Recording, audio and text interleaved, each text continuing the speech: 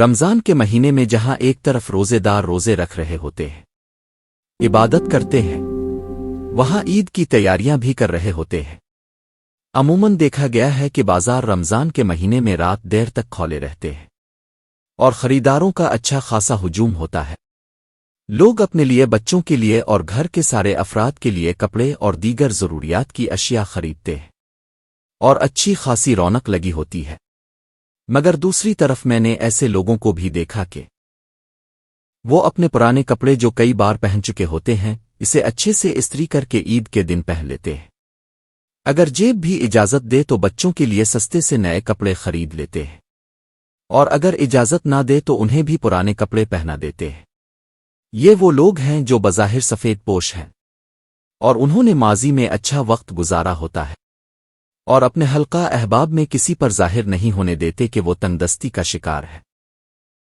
لیکن حقیقت یہ ہے کہ انسان جب غریب ہو جاتا ہے تو وہ چاہے اپنی غربت جتنی بھی چھپائے وہ ظاہر ہو ہی جاتی ہے۔ خاص کر جو قریبی رشتے دار ہوتے ہیں انہیں تو پتہ چل ہی جاتا ہے۔ لیکن یہ کتنی ستم ظریفی ہے کہ بعض رشتے دار بجائے ان کی مدد کرنے کے ان کے بارے میں توہین آمیز ریمارکس پاس کرتے ہیں اور اپنی نجی محفلوں میں ان کی غربت کا مذاق اڑاتے ہیں۔ ایسے لوگوں پر جتنا بھی افسوس کیا جائے کم ہے۔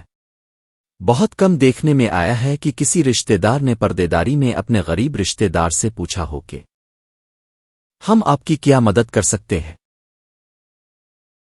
اور درپردہ ان کی مدد کی ہو۔ میں سمجھتا ہوں کہ کم از کم رمضان کے مہینے میں جب لوگ زکوٰۃ دیتے ہیں،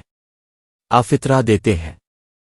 کسی بھی طریقے سے اگر وہ صاحب حیثیت ہے تو ایسے لوگوں کی مدد کر سکتے ہیں اور کرنی بھی چاہیے جو کسی انسان کے آگے ہاتھ نہیں پھیلاتے۔ اگرچہ کچھ خدا ترس لوگ رمضان کے مہینے میں خاص طور پر اور دیگر مہینوں میں بھی کچھ نہ کچھ راشن ضرورت مندوں کو دیتے ہیں، جس میں روز مرہ کی کھانے پینے کی چیزیں ہوتی ہیں، جو کہ اچھی بات ہے، لیکن کیا ہی اچھا ہو کہ وہ کھانے پینے کی اشیاء کے ساتھ ساتھ بچوں سے لے کر بڑوں تک پہننے کے نئے کپڑے بھی فراہم کر دیا کرے، تاکہ عید کے دن وہ بھی اپنے بچوں کے ساتھ نئے کپڑوں میں عید کی نماز ادا کر سکے۔ میں ایک شخص کو جانتا تھا جو بظاہر کوئی دیندار شخص دکھائی نہیں دے رہا تھا، لیکن جب اس کا انتقال ہوا تو بہت سارے لوگ جنہیں اس مرحوم کے گھر والے بھی شاید نہیں جانتے تھے، وہ مرحوم کے لیے رو رہے تھے۔ معلوم ہوا کہ وہ شخص اپنی استطاعت کے مطابق بے سہارا اور غریب لوگوں کی مدد کرتا تھا، جس میں کھانے پینے کی اشیاء سے لے کر غریب بچوں کی فیس اور کتابوں کے لیے بھی پیسے دیتا تھا، اور یہ سب کچھ وہ اتنے پردہ داری میں کرتا تھا کہ کسی کو کانوں کان خبر بھی نہیں ہوتی تھی۔ اور مدد کرنے کا صحیح طریقہ بھی یہی ہے کہ کسی کی مدد کرنے کے معاملے کی تشہیر نہ کی جائے، کیونکہ اس طرح ضرورت مند لوگوں کی عزت نفس مجروح نہیں ہوتی اور اللہ تعالیٰ بھی راضی ہوتا ہے۔ رمضان کا مہینہ شروع ہو چکا ہے اور اب تو اپنے اختتام پر بھی پہنچ چکا ہے۔ آئیے ہم اپنے آس پاس نظر دوڑائیں کہ کتنے لوگ ہماری مدد کے مستحق ہیں۔ کسی نے سچ کہا ہے کہ اگر صاحب ثروت افراد کبھی کبھار ہسپتالوں کا دورہ اس نیت سے کرے کہ وہاں کتنے نادار مریض ہیں